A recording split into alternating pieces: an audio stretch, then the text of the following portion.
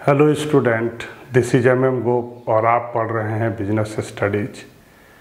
आज के इस वीडियो में आप सभी का स्वागत है। अगर आपने अभी तक इस चैनल को सब्सक्राइब नहीं किया है तो प्लीज़ चैनल को सब्सक्राइब कर लीजिए।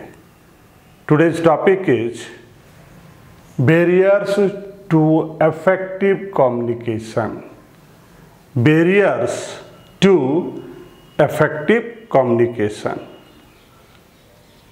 कम्युनिकेशन में, इफेक्टिव कम्युनिकेशन में रुकावट, बाधाएं, ऑब्स्टेकल। इसको डिटेल में जानने के लिए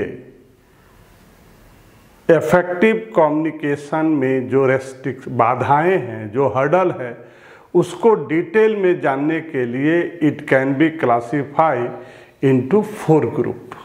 number 1, semantic barrier. Second, psychological और emotional barrier. Third, organisational barrier. And number 4, personal barriers. Effective communication में जो बाधाएं आती है, जो हर्डल आती है, उसको डिटेल में जानने के लिए हम लोगों ने इसको 4 पार्ट में डिस्ट्रीब्यूट कर दिया।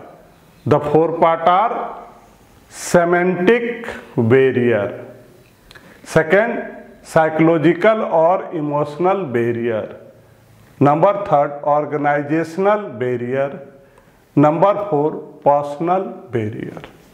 Now first is semantic barrier. Semantic barrier मतलब भाषा संबंधी बाधाएं। सेमेंटिक बैरियर का मतलब भाषा से रिलेटेड हर्डल, बाधाएं। There is always a possibilities of misunderstanding the feeling of the sender of the message और getting a wrong meaning of it. हमेशा ये संभावना बनी रहती है, हमेशा ये संभावना बनी रहती है misunderstanding the feeling of sender. Sender के द्वारा जो मैसेज भेजा जाता है, मिसअंडरस्टैंडिंग ऑफ द मैसेज और getting a wrong meaning of it. Sender के द्वारा जो मैसेज भेजा जाता है, हमेशा उसका गलत अर्थ निकाला जाता है और समझने में भी मिस्टेक होती है। 2 तरह का प्रॉब्लम हमेशा, ज़्यादातर ऐसा देखा गया है कि जब सेंडर के द्वारा कोई भी मैसेज भेजा जाता है तो एक मिसअंडरस्टैंडिंग होती है और दूसरा उस मैसेज का गलत अर्थ निकाला जाता है। The words, sign and figure use in the communication are explain by the receiver in the light in his experience. और जो मैसेज भेजा जाता है, रिसीवर के द्वारा अपने अनुभव से उस वर्ड्स का अर्थ लगाता है, उस चिन्ह का अर्थ लगाता है और उस चित्र का अर्थ लगाता है। जब सेंडर के द्वारा मैसेज भेजा जाता है तो जो मैसेज सेंडर के द्वारा भेजा जाता है, रिसीवर जो उस मैसेज को रिसीव करता है, अपने अनुभव के अनुसार, उसके एक्सपीरियंस के द्वारा, जो उसके पास एक्सपीरियंस है, उससे मैसेज के द्वारा भेजे गए वर्ड, साइन और फिगर का अर्थ लगाता है। सेंडर ने क्या लिखा, इससे रिसीवर को मतलब नहीं है। रिसीवर अपने अनुभव के अनुसार सेंडर के द्वारा भेजे गए मैसेज में जो वर्ड है, साइन है, फिगर है, उसका अर्थ लगाता है अपने अनुभव के अनुसार receiver. Which create doubtful situation, जिससे संदेह की स्थिति उत्पन्न हो जाती है। जब रिसीवर अपने अनुभव से मैसेज का अर्थ लगाता है, इससे डाउटफुल सिचुएशन, संदेह की स्थिति उत्पन्न हो जाती है, डाउटफुल सिचुएशन क्रिएट होता है।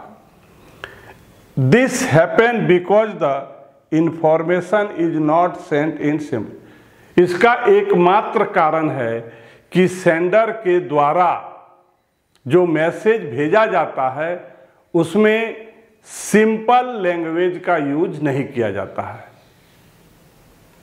जो सेंडर के द्वारा मैसेज भेजा जाता है उसमें साधारण भाषा का प्रयोग नहीं किया जाता है, जिसके चलते हमेशा ये संभावना बनी रहती है कि सेंडर के द्वारा जो भी भेजा जाता है उसका अर्थ गलत लगाना और रिसीवर अपने अनुभव से उसका अर्थ लगाता है।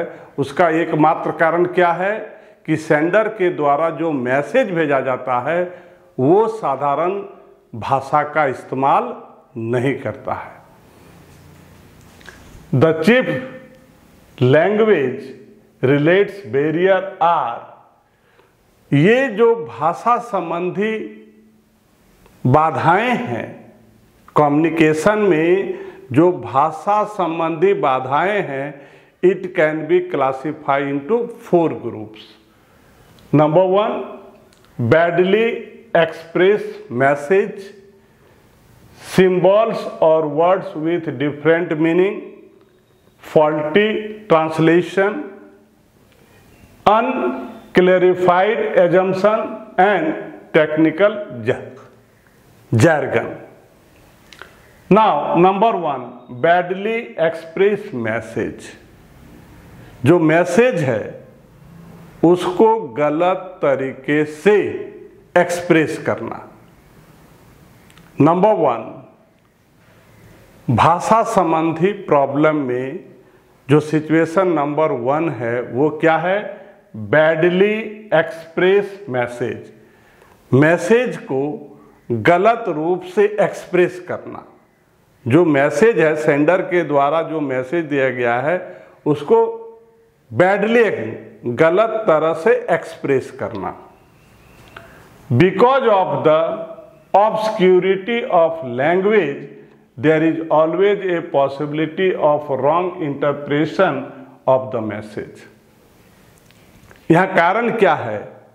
भाषा का स्पष्ट न होना, ऑब्सक्यूरिटी ऑफ लैंग्वेज। जब भाषा स्पष्ट रूप से व्यवहार न किया जाए, जो लैंग्वेज इसमें यूज किया जाता है अगर वो स्पष्ट नहीं है तो हमेशा ये संभावना बनी रहेगी wrong interpretation of the message.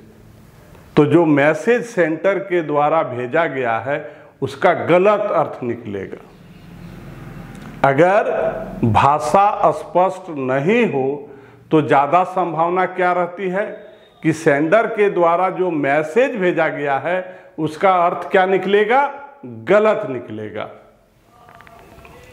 This barrier is created because of the, ये जो बाधाएं उत्पन्न होती है कम्युनिकेशन में, जो बाधाएं उत्पन्न होती है उसका कारण क्या है? रॉन्ग चॉइस ऑफ वर्ड, गलत शब्दों का चयन करना, इन सिविल वर्ड्स, अभद्र शब्द का इस्तेमाल करना, the wrong sequence of sentence, और जो सेंटेंस है उसका सही सीक्वेंस नहीं है, एंड फ्रीक्वेंट रिपीटेशन, और एक ही बात को बार बार दोहराना। तो ये 4 बातें हैं जिसके चलते कम्युनिकेशन में बाधाएं उत्पन्न होती है। गलत शब्द का इस्तेमाल करना, अभद्र शब्द का इस्तेमाल करना, सेंटेंस जो है उसके जो वर्ड हैं वो सही सीक्वेंस में न होना, और एक ही बात को बार बार कहना या यूज करना, ये कारण है कम्युनिकेशन में ऑब्स्टेकल के लिए, बाधा पहुंचाने के लिए। सेकंड, भाषा संबंधी बाधाएं। द सेकेंड पॉइंट, सिंबल और वर्ड्स विथ डिफरेंट मीनिंग। जब सेंडर के द्वारा जो मैसेज लिखा जाता है उसके जो सिंबल यूज किया जाता है, वर्ड यूज किया जाता है, उसके अलग अलग मीनिंग होते हैं, डिफरेंट मीनिंग होते हैं। ए सिंबल और a word can have different meaning.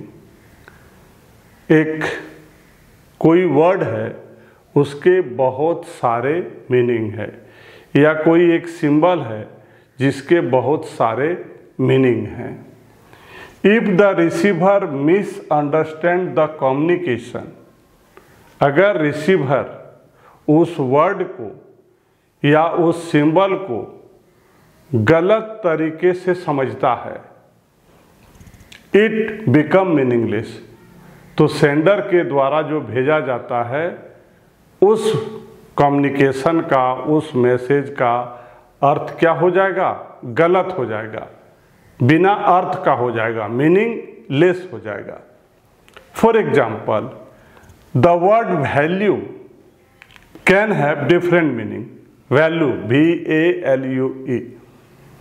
Number 1, what is the value of computer education this day? यहाँ पर जो वैल्यू का इस्तेमाल किया गया है इसका अर्थ है महत्व, importance. Second, what is the value of mobile set? यहाँ पर वैल्यू का अर्थ है price. Third is, I value our friendship. यहाँ पर वैल्यू का अर्थ है आदर करना, रेस्पेक्ट करना। तो आप यहाँ पर क्या देख रहे हैं? तीनों सेंटेंस में वैल्यू का इस्तेमाल किया गया है। कहीं वैल्यू का मीनिंग इम्पोर्टेंस है, कहीं प्राइस है, कहीं रेस्पेक्ट है। इसलिए ये जो वर्ड है वो कम्युनिकेशन में बाधा पहुंचाती है, इसलिए सही वर्ड का इस्तेमाल करना चाहिए, सही सिंबल का इस्तेमाल करना चाहिए, और जो रिसीवर है उसको भी अपने अनुभव से नहीं बल्कि उसका जो एक्चुअल मीनिंग है उसका अर्थ लगाना चाहिए। नंबर 3, फॉल्टी ट्रांसलेशन, गलत अनुवाद करना। जो लिखा हुआ है उसको गलत पढ़ना, फॉल्टी ट्रांसलेशन, उसका गलत अर्थ निकालना। A manager received much information from his superior and subordinate.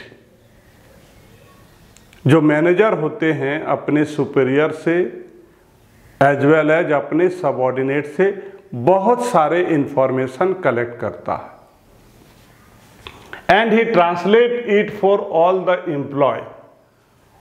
और जो मैसेज रिसीव करता है अपने सुपीरियर से, अपने सबऑर्डिनेट से, उसको ट्रांसलेट करता है, अनुवाद करता है। All the employ according to their level of understanding. किसके अनुसार?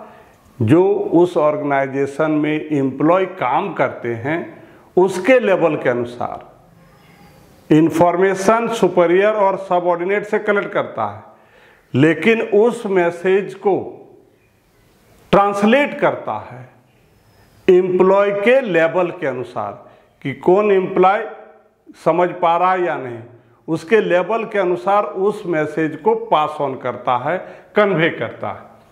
Hence the information has to be moulded according to the understanding और environment of the receiver.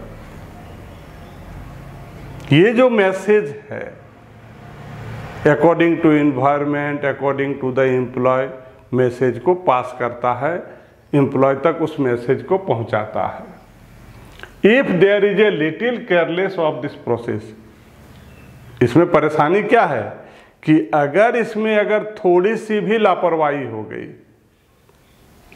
If there is a little carelessness of this process, information superior और subordinate से collect करने के बाद उस message को डायरेक्ट कन्वे ना करके अकॉर्डिंग टू एम्प्लॉय का जो लेवल है और जो इन्वायरमेंट है उसके अनुसार एम्प्लॉय तक उस मैसेज को पहुंचाता है। बट इसमें प्रॉब्लम है कि अगर इस प्रोसेस में अगर थोड़ी सी भी लापरवाही हो गई, थोड़ी सी भी चूक हो गई, भूल हो गई, the faulty translation can be a barrier in the communication. यही कम्युनिकेशन में बैरियर है। अगर ठीक तरह से हो गया that means there is no problem, but problem क्या है कि किसी के मैसेज को किसी और को पास करना, उसमें भी जो जिसको हमको पास करना है उसके लेवल को देखते हुए, उसके इन्वायरमेंट को देखते हुए हम मैसेज करते हैं। यहाँ अगर थोड़ी सी भी केयरलेस हो गई इस प्रोसेस में, यहाँ किसी के मैसेज को किसी को पास ऑन करना है, सेम में नहीं, रिसीवर के लेवल के अनुसार उस मैसेज को जब पास करते हैं और अगर इसमें थोड़ी सी भी लापरवाही हो जाती है इस प्रोसेस में, the faulty translation can be a barrier in the communication. यही कम्युनिकेशन में बाधा है। अगर सही तरीके से हो गया कोई बात नहीं, लेकिन अगर उसमें थोड़ी सी भी भूल हो गई, this is the barrier on communication. Number 4, unclarify assumption. अस्पष्ट assumption. It has been observed that sometime a sender takes it for granted that the receiver knows some basic thing. कभी कभी सेंडर मतलब खुद को ही समझ लेता है कि हम जो मैसेज पास कर रहे हैं वो रिसीवर समझ लेगा, मतलब ओवर कॉन्फिडेंस। कभी कभी क्या होता है, सेंडर के द्वारा ये अंडरस्टैंडिंग है, समझदारी, अपने आप में ये कॉन्फिडेंस है कि हम जो मैसेज भेज रहे हैं वो रिसीवर समझ लेगा। It has been observe that sometime a sender takes it for granted that the receiver knows some basic thing and therefore it is enough to tell him about the major subject matter. और वो जानता है कि पूरा subject matter लिखने की ज़रूरत नहीं है, हम जो लिख रहे हैं, जितना लिख रहे हैं उतना में ही हम जो बताना चाहते हैं वो रिसीवर समझ लेगा। तो कभी कभी ये सेंडर को कॉन्फिडेंस होता है और वो पूरा सब्जेक्ट मैटर को नहीं लिखता है, बहुत कम ही लिखता है, और वो समझता है कि हम जो कहना चाहते हैं वो रिसीवर समझ लेगा। This point of view of the sender is correct to some extent with the reference to the daily communication. ये जो डेली कम्युनिकेशन है कुछ हद तक ये ठीक है।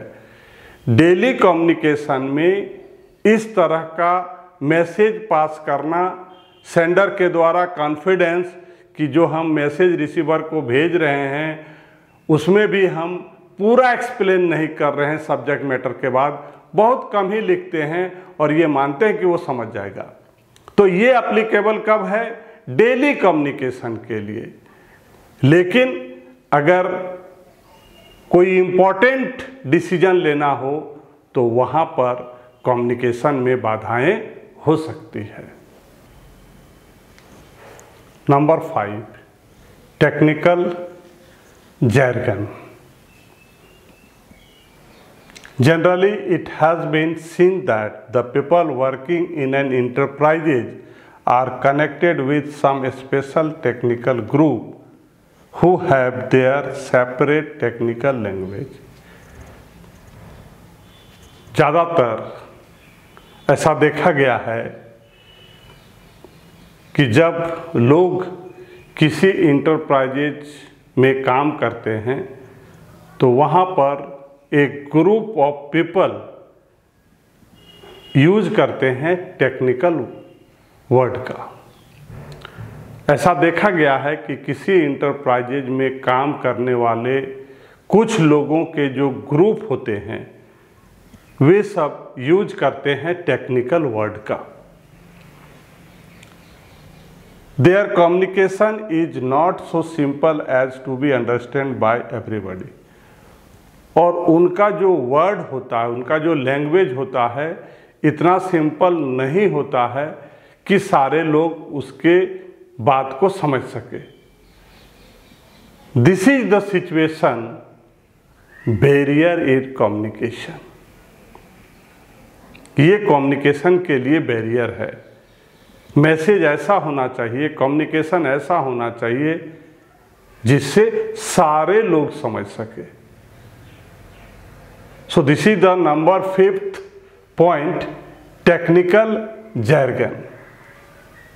ये जो टेक्निकल भाषा का इस्तेमाल कुछ ग्रुप के लोग करते हैं तो उस भाषा के सिर्फ उस ग्रुप के लोगों को ही समझ में आता है, सबको ये समझ में नहीं आता है। वो टेक्निकल लैंग्वेज इतनी आसान नहीं होती है कि सारे लोग इसको समझ सके। This is the barrier for communication. यही कम्युनिकेशन में बाधक है। ये टेक्निकल ग्रुप में जो लोग होते हैं वो कौन कौन होते हैं? This technical group includes industrial engineer, production development manager, quality controller, etcetera. Thank you.